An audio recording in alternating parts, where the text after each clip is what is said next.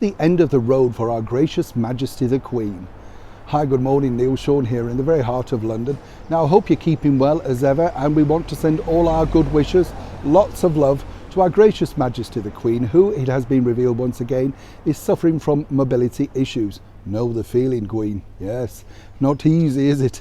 Age is a terrible thing. It creeps upon you, and of course people don't really understand, particularly when you think about Her Majesty the Queen. We always see her as an ageless sort of person. I mean, yes, she's got to look a little bit older, but you know, we all know her. We feel that we know her, and obviously we don't want her to get ill in any form or have mobility issues, whatever problems. They have to remain steadfast, don't they? This all really came around, of course, because she decided to pull out for the first time in 59 years of attending the state opening of Parliament. In her place, doing a resplendent job, was His Royal Highness Prince Charles, assisted of course by His Royal Highness Prince William and Camilla.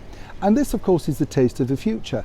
Now, what's interesting is a lot of people said, oh, well, you know, Charles should have sat on the throne and maybe, you know, got the feel for the place, all that sort of stuff. You always get that side of it, don't you? But what we can tell you is this. According to many inside sources, the Platinum Jubilee could be, as they're claiming to be, a soiree, the final farewell, you know? And I'm not, you know, I'll tell you my theory on that in a moment. But what's interesting is everybody's saying, well, Her Majesty the Queen is trying to preserve her strength so that she can appear on the balcony on that very special day. I do truly believe she will move everything in her power.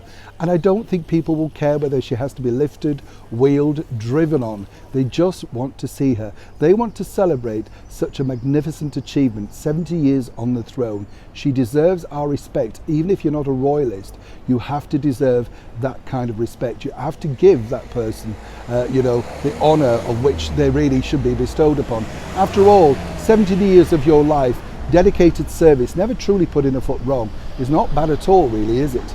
Now, what's interesting is, as I say, a lot of people are saying, well, will this be the finale, the final farewell? Now, we spoke to people inside Windsor Castle, and as ever, they reiterate back that Her Majesty sees this as a role for life.